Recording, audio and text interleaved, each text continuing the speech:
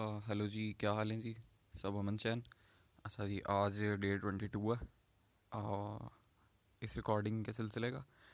और जो सच्ची और सीधी बात है वो ये कि आज कोई बात नहीं है करने को, क्योंकि पिछले 24 घंटे में कुछ रूटीन इस तरह की रही कि कुछ चीज़ें हैं जिनके ऊपर बात की जा सकती थी, लेकिन उनके ऊपर कुछ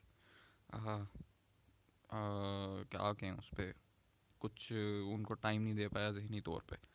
तो खैर, जो भी अब बात होगी तो यहीं पे होगी। बहरहाल, तो मेरे ख्याल में हम इसी पे ही बात कर लेते हैं। कभी कोई बात नहीं भी होनी चाहिए। ठीक है, कैसा मज़ेदार है ना कि जब कुछ ना बन पड़े तो फिर ऐसे आप फ़लसफ़ी बन जाएं और आप दानिश्वर बन के आप कहानियाँ झाड़ें। तो वैसे, लेकिन चलें देख लेते हैं, थोड़ी सी दानिश्वरी झाड़ लेते हैं कि कभी बात ना होने का क्या मतलब है। तो मतलब, अब ज़रूर आपने मतलब बंदे ने मतलब मैं कहूँ यार, चूँकि मैं पिछले 21 दिन से एक चीज़ कर रहा हूँ, कोई ना कोई मौजू डेली का होता है जो प्री प्लान्ड होता है। Pre planned in a sense के जहन में ख्याल होता है कि यार इसको एग्जीक्यूट करना है। एग्जीक्यूट मैं रिकॉर्डिंग के दौरान ही करता हूँ। लेकिन आज वो भी नहीं है। सो एग्जीक्यूशन भी यहीं पे ही होगी, प्लानिंग भी यहीं पे होगी, सब कुछ यहीं पे होगा जो भी होगा। तो इवन अब जब मैं ये कर रहा हूँ तो हल्का फुल्का भी फील हो रहा है। तो ठीक है। तो मेरे ख्याल में कभी कभी, हाँ, कन्फेशन कर लेने से ना बंदा इजी हो जाता है। तो it's good to accept that you are a human being, you have limits. ठीक है। और you are not like some productivity freak. ऐसा नहीं है कि मतलब सब कुछ जैसे आम सोशल मीडिया पे या ओवरऑल हम आम ज़िंदगी में देखते हैं कि बस हर किसी को हर किसी से बेहतर ही होना है। भाई क्या हो गया। आ, ठीक है, आप हर दिन, अच्छी बात है, बहुत अच्छी बात है कि आपका आज जो है वो आपके गुजरे कल से बेहतर होना चाहिए और आपका आने वाला कल आपके आज से बेहतर होना चाहिए। बहुत अच्छी बात है, बिल्कुल सही है। लेकिन आप ओपन भी रहो, आप अपनी इस बात को भी एक्सेप्ट करो कि भाई आप इंसान हो। ठीक है, बायोलॉजिकल बीइंग हो जो अपने माहौल से मुतासिर होते हो। और बहुत सारी कंस्ट्रेंट्स हैं आपके ऊपर, आप कोई फरिश्ते नहीं हो। तो मान लो कोई मसला नहीं है। ठीक है, it's okay not to do anything. मतलब कोई मसला नहीं है। ये ना हो कि हाँ, अब यहाँ पे ये बात है कि जब करने को कुछ नहीं होता लोग वो काम ही छोड़ देते हैं। मतलब मैं अभी ये काम ही छोड़ दूँ कि यार चूँकि अब मेरे पास कुछ करने को नहीं है, मैं पता नहीं लोग क्या सोचेंगे और वगैरह वगैरह। तो बंदा वो करे ही ना। तो ये बात भी गलत है। ठीक है, ये आपका फिर अगेन, हाँ, कल हमने जैसे डिसीजंस पे बात की तो हर डिसीजन बहरहाल आपका हर लम्हे आपका एक सिमत का तयन कर रहा होता है।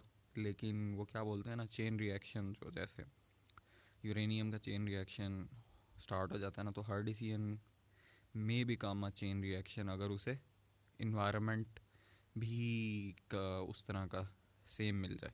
ठीक है, कि वो उसमें पनप सके। तो खैर, अगेन कन्फेशन।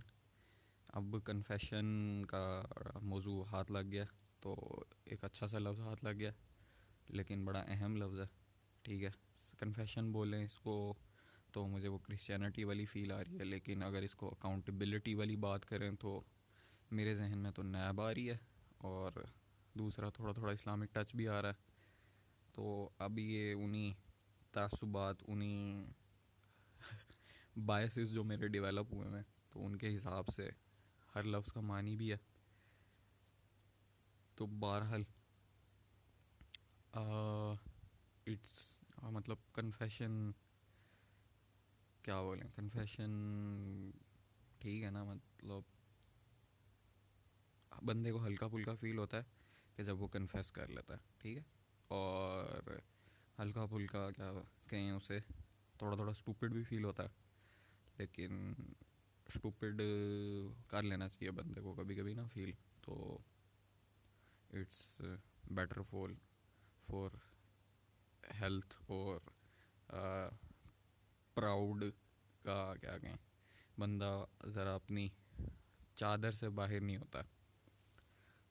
तो बहरहाल अब कल इंशाल्लाह कुछ आज एक सफ़र करना, तो कल उस पर कुछ ना कुछ मेरे ख़्याल में उस सफ़र के दौरान कुछ ना कुछ इंसाइट्स आएंगी, कुछ ना कुछ चीज़ें आएंगी, तो कल प्रॉपर किसी ना किसी चीज़ पर बात करेंगे।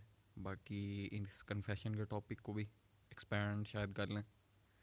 तो I think it's a good topic to have. Confession की हिस्ट्री देख लेंगे कि यार कन्फेशन की क्रिश्चियनिटी के अंदर उसको क्यों इतना अहम वो बनाया गया। और फिर अच्छा, कन्फेशन की भाई बात ही है कि बंदा खुद करे कन्फेशन, लेकिन वो एक पादरी को ही क्यों सुनाना है।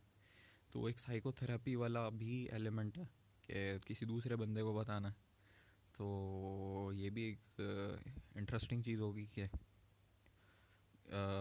जिस आप बंदे को बता रहे हैं अपना राज या कन्फेशन जिस पादरी के साथ कर रहे हैं, तो क्या हिस्ट्री के अंदर वो उस पादरी ने ये कन्फेशन वाली जो उसके पास एक लेवरेज होती थी, तो ये भी क्या सोसाइटी के अंदर एज अ पावर पॉलिटिक्स के क्या बोलें उसे डायमेंशन में ये यूज़ होती थी।